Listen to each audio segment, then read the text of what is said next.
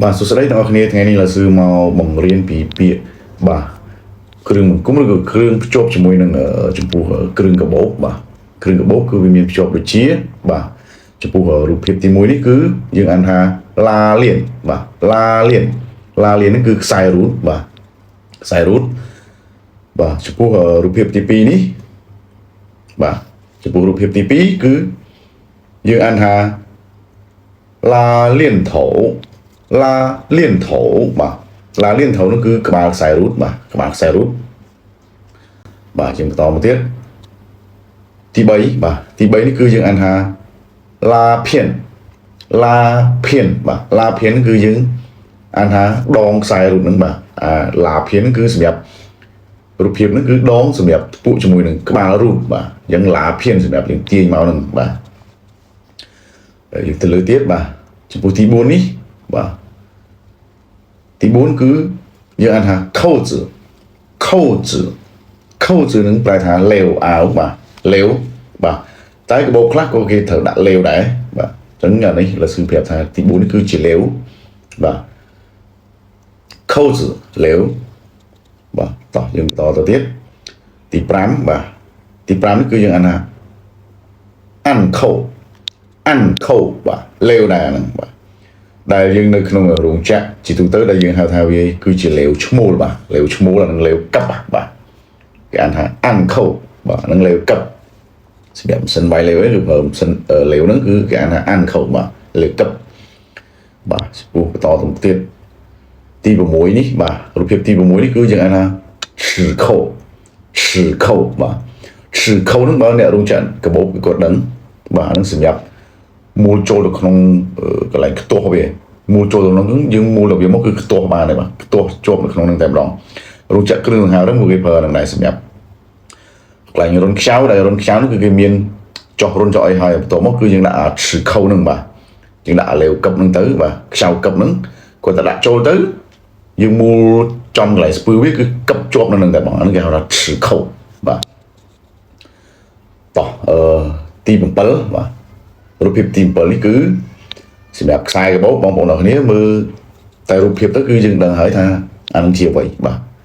អញ្ចឹងអានោះគឺលោកsưហៅថាប្រដាប់កឹបបាទប្រដាប់កឹបសម្រាប់ខ្សែកាបូបយើងគឺសម្រាប់កឹបបាទកឹបតឹងធូបាទអញ្ចឹងអានឹងគេអានថាឆាខោបាទឆាខោបាទយើងបន្តទៅមុខទៀតបាទទី8បាទរូបភាពទី8នេះគឺ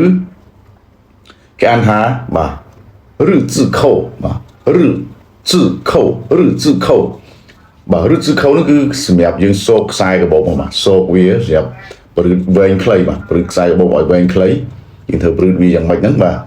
ឬ字扣ឬហ្នឹងហេតុអីឬហ្នឹងគឺអក្សរឬបាទអញ្ចឹងគឺឬ字扣ប្រែថាបាទយើងអានថាលេវត្មងទៅបាទលេវមានរូបរាងដូចអក្សរឬបាទអក្សរឬហ្នឹងបាទសម្រាប់សោកខ្សែប្ររូតវែងខ្លីហ្នឹងបាទតោះយើងទៅមុខទៀតបាទចំពោះរូបភាពទី9បាទរូបភាពទី9នេះគឺយើងអានថាហ្វាំងខោហ្នឹងក៏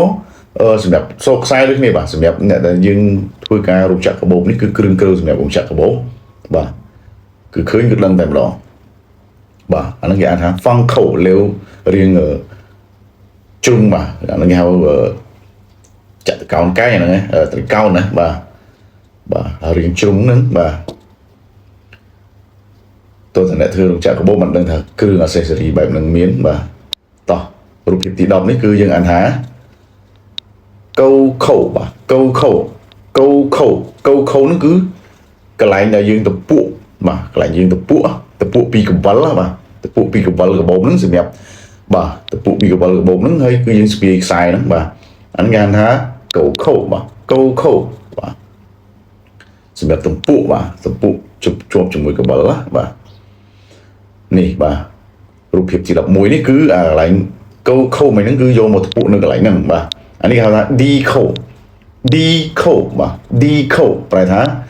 ក្រវិលបាទក្រវិលរៀងអក្សរ D បាទសម្រាប់ដេភ្ជាប់នៅកន្លែងតិចកាបូបហ្នឹងបាទតិចកាបូបបាទហើយនឹងយើងយកអានេះកោខោនេះមកទំពួកជាមួយនឹង D ខោហ្នឹងបាទ បាទពួកឲ្យគឺយើងស្ពាយខ្សែបានហើយបាទតោះចំពោះរូបភាពទី2សំដៅរូបភាពទី12បាទទី12នេះគឺយើងអានថាបាទហွမ်ខោហွမ်ខោបាទហွမ်ខោនឹងគឺមានន័យថាលេវរៀងដូចកបិលហ្នឹងបាទហ្នឹងលេវកបិលបាទរៀងមូលបាទអញ្ចឹងលើសសូមបញ្ជាក់តិចទាំងអស់នេះគឺគ្រឿងសម្ភារៈ accessory នៅក្នុងរោងចក្រកាបូបបាទគឺគេប្រើទាំងអស់ហ្នឹងដូចជាលេវអក្សរ D លេវអក្សររឹកលេវចាក់កោនអីមិញហ្នឹងកែងមិញហ្នឹងបាទហើយរង្វង់មូលនេះហ្នឹងសម្រាប់ពុកសម្រាប់កឹបខ្សែបរូតខ្សែវែងខ្សែខ្លីបាទហ្នឹងគឺចំពោះរោងចក្រកាបូបបាទប្រើប្រាស់បាទ